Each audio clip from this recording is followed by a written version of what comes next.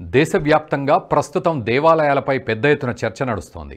యూపీలో ఎక్కడ దవ్వినా పురాతన ఆలయాలే వెలుగు చూస్తున్నాయి. సంభాల్లో మొదలైన ఈ పరంపర కొనసాగుతూనే ఉంది.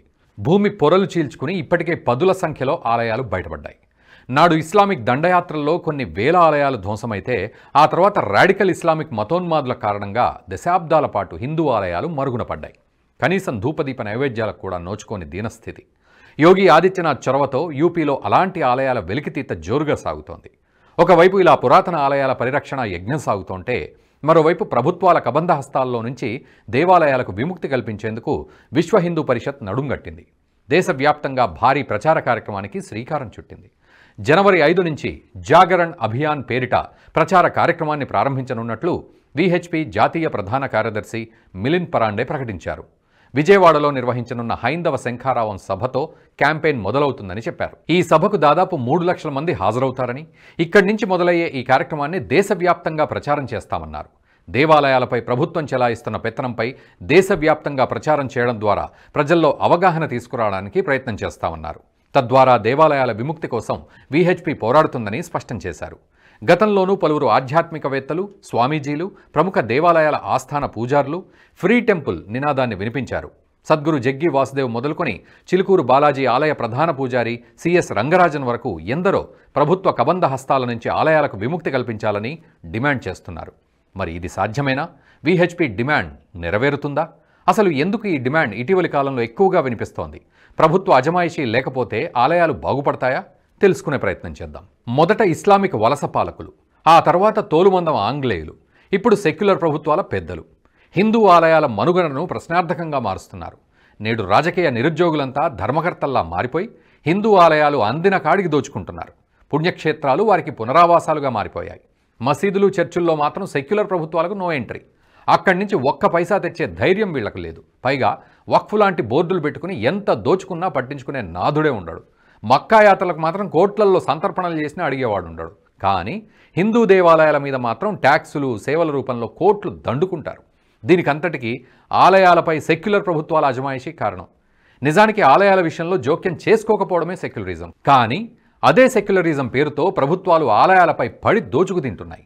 స్వాతంత్రం సిద్ధించిన నాటి నుంచి దేవాలయాల్లో ప్రభుత్వాలు దోచుకున్న రొక్కం లెక్కకు కూడా దొరకదు.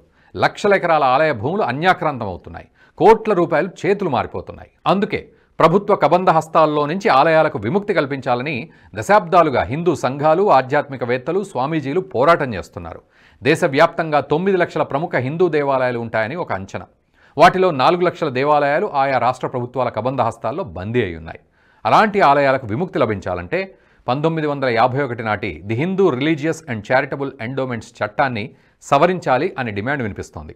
సేవలు, స్పెషల్ దర్శనాల పేరుతో భక్తులను దోచుకునే ప్రభుత్వాలకు ఆలయాలపై అజమాయిషీ ఎందుకు ఉండాలి అనే ప్రశ్నలు ఉత్పన్నమవుతున్నాయి. గతంలో సుప్రీంకోర్టు ఇచ్చిన తీర్పు ప్రకారం ఏ ప్రభుత్వం అయినా హిందూ దేవాలయాలపై తాత్కాలికంగానే పెత్తనం చెలాయించవచ్చు. అయితే 1951 నాటి the Hindu religious and charitable endowments act మాత్రం ఇందుకు భిన్నమైన వాతావరణాన్ని కల్పిస్తోంది. ఈ చట్టం ప్రకారం ప్రభుత్వం దలుచుకుంటే ఏ హిందూ దేవాలయం మీదనైనా అజమాయిషీ చెలాయించవచ్చు. వాటి ఆస్తులను చేతుల్లోకి తీసుకోవచ్చు. ప్రస్తుతం దేశంలో దేవాలయాలను తమ గుప్పిట్లో పెట్టుకున్న రాష్ట్రాల్లో దేశంలో 10కి పైనే ఉన్నాయి. ఆలయాల భద్రత, నిర్వహణ పేరుతో రాబడిలో 13 నుంచి 18% సేవా రుసుముగా తీసుకుంటున్నాయి. ఇలా తీసుకోవడం హిందువుల హక్కులను హరించడమే. నిజానికి సెక్యులర్ అని విర్రవీగే ప్రభుత్వాలు ఆలయాల విషయంలో జోక్యం చేసుకోకూడదు. అలా అయితే నాటి ఇస్లామిక్ దురాక్రమణదారులకు, ఆంగ్లేయుల దోపిడీకి పెద్దగా తేడా ఉండదు. చరిత్ర పుటల్లోకి తొంగి చూస్తే భారతదేశంలో ఏ చక్రవర్తి, పాలకుడు కూడా దేవాలయాల మీద అజమాయిషీ చెలాయించలేదు. పైగా మనులు, మాన్యాల పేరిట కోట్ల విలువైన ఆస్తులను దేవాలయాలకు దారాదత్తం చేశారు. స్వతంత్ర భారతదేశంలో పరిస్థితి ఇందుకు భిన్నం. అందుకే ఆలయాలపై అజమాయిషీ ఉండకూడదని హిందువులు నినదిస్తున్నారు. 1951 నాటి చట్టాన్ని సవరించాలంటున్నారు. అసలు హిందూ దేవాలయాల మీద ప్రభుత్వ అజమాయిషీకి సంబంధించి సుప్రీంకోర్టు ఏం చెప్పిందో ఒక్కసారి చూద్దాం. సర్వోన్నత న్యాయస్థానం గత కొన్నేళ్లలో ఇచ్చిన తీర్పుల్ని బట్టి చూస్తే ఆయా దేవస్థానాల నిర్వహణ బాధ్యత ఆయా వర్గాలకే అప్పగించాలి. కానీ ఇలా చేయడానికి ఏ ప్రభుత్వం కూడా ముందుకు రాలేదు. ఆలయాలపై ప్రభుత్వాల అజమాయిషీ వల్ల హిందూ ఆలయాల సొమ్ము సెక్యులర్ల పాలవుతోంది. దేశంలో ఏ రాష్ట్రాన్ని తీసుకున్నా ఇదే పరిస్థితి. భారతదేశంలో దేవాలయాల రాష్ట్రంగా వెలుగొందుతున్న తమిళనాడునే కనుక తీసుకుంటే ఆ రాష్ట్రంలో 38,000 దేవాలయాలు, 56 మఠాలకు చెందిన 4,78,000 ఎకరాలు ప్రభుత్వం గుప్పిట్లో ఉన్నాయి. నాస్తికుల పేరుతో ఎడారి మతాలను ఆచరించే డిఎంకే సర్కార్ హిందూ దేవాలయాల ఆస్తులను మాత్రం అందిన కాడికి దోచుకుంటోంది.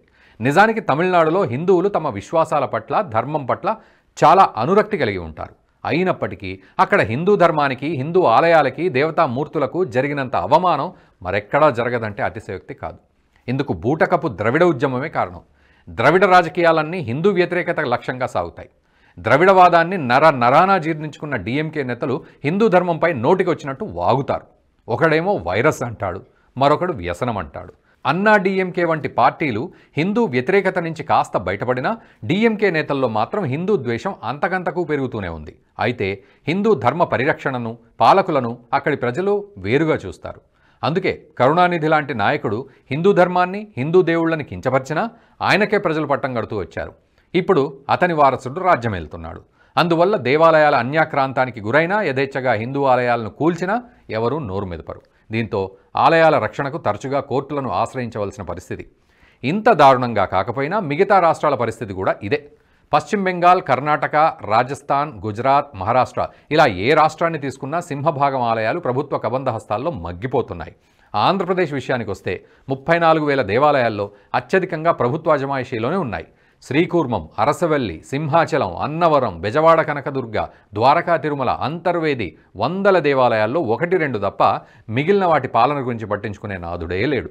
పైగా దేవస్థానాలు ఉద్ధరిస్తామని పెద్దరికం తీసుకున్న ప్రభుత్వం కనీసంగా తన కర్తవ్యం నిర్వహించదని చెప్పడానికి ఎన్నో సంఘటనలున్నాయి. మొన్నటికి మొన్న తిరుమల లడ్డు వివాదం నుంచి వెనక్కి వెళ్తే దుర్గగుడి రథంపై వెండి సింహాలు మాయం కావడం, రామతీర్థంలో రథం దుర్ఘటన, అంతర్వేదిలో రథం దగ్ధం కావడం ఇవన్నీ ప్రభుత్వ అధికారుల హయాంలోనే జరిగాయి. తెలంగాణలోనూ అదే పరిస్థితి. ఉమ్మడి వరంగల్ జిల్లాను ఉదాహరణగా తీసుకుంటే ఈ జిల్లాకు సంబంధించి ఒక ప్రముఖ తెలుగు దినపత్రిక తన పరిశోధనాత్మక కథనంలో వెల్లడించిన విషయాలు ఆందోళన కలిగిస్తున్నాయి. ఉమ్మడి జిల్లా పరిధిలో మరో 670 వరకు రిజిస్టర్డ్ దేవాలయాలు ఉన్నాయి. వీటితో పాటు రిజిస్టర్ కాని దేవాలయాలు మరో 400 వరకు ఉన్నాయి. ఈ దేవాలయాల కింద సుమారు 5,000 ఎకరాలకు పైగా విలువైన భూములున్నాయి. 100 ఏళ్ల క్రితం అప్పటి దాతలు దేవాలయాల నిర్వహణ కోసం వీటికి దానంగా ఇచ్చారు. తరాలు మారినా ఇప్పటికీ ఆ భూములు దేవాలయాల ఆధీనంలోనే ఉన్నాయి. కొన్ని భూములు వంశపారంపర్య అర్చకుల చేతిలో ఉన్నాయి. కష్టమొస్తే దేవుడికి మొక్కుకుంటాం, కానీ ఆ దేవుడికే కష్టం వచ్చింది. ఆలయ భూములు పరుల పాలవుతుంటే ఎవరికి చెప్పుకోవాలో తెలియని స్థితి. ఆలయ భూముల పరిరక్షణలో అధికార యంత్రాంగం ఉదాసీనత, చట్టాల్లో లొసుగులు అక్రమార్కులకు వరంగా మారాయి. ఫలితంగా 100 ఏళ్ల సుదీర్ఘ చరిత్ర ఉన్న ఆలయాల భూములు ఆక్రమణలకు గురవుతున్నాయి. ఆలయాల ప్రాభవం క్రమంగా మసకబారుతోంది. దేశంలోని ఏ రాష్ట్రాన్ని తీసుకున్నా హిందూ ఆలయాల పరిస్థితి ఇదే. మొత్తం హిందువులు అధిక సంఖ్యాకులుగా ఉన్న భారతదేశంలో ఆలయాల నిర్వహణలో భక్తులకు ప్రాధాన్యం ఉండటం లేదు. వాటిపై ప్రభుత్వ పెత్తనం సాగుతోంది. కానీ మైనార్టీ మత సంస్థల ప్రార్థనా స్థలాల నిర్వహణలో మైనార్టీలకు పూర్తి అధికారాలు ఉన్నాయి. ప్రభుత్వం వేలు కూడా పెట్టదు. అత్యంత దయనీయమైన విషయం ఏంటంటే దేశవ్యాప్తంగా హిందూ దేవాలయాల నుండి వచ్చిన ధనాన్ని ఇస్లామిక్ మదర్సాలకు, క్రైస్తవ చర్చిలకు, హజ్ యాత్రికుల ప్రయాణ ఖర్చులకు కేటాయిస్తున్న విషయమే బాధ కలిగిస్తోంది. ఈ విపత్కర పరిస్థితి తొలగిపోవాలంటే ఆలయాలు ప్రభుత్వాల అజమాయిషీ నుంచి బయటపడాలి. అది జరగాలంటే ప్రతి హిందూ గళం విప్పాలి. ఇప్పుడు విహెచ్పి చేపట్టిన ఫ్రీ టెంపుల్ మూవ్మెంట్కు ప్రతి హిందూ మద్దతుగా నిలబడాలి. ఈ వీడియో మీకు నచ్చినట్టయితే లైక్ చేయండి, 10 మందికి షేర్ చేయండి. అలాగే కామెంట్ల రూపంలో మీ అభిప్రాయాలను మాతో పంచుకోండి. Nationalist hub group of channels ను సబ్స్క్రైబ్ చేసుకుని తెలుగునాట జాతీయవాద జర్నలిజాన్ని ప్రోత్సహించండి. ఈ వీడియో కింద ఉన్న బెల్ ఐకాన్ పై క్లిక్ చేయడం మర్చిపోవద్దు.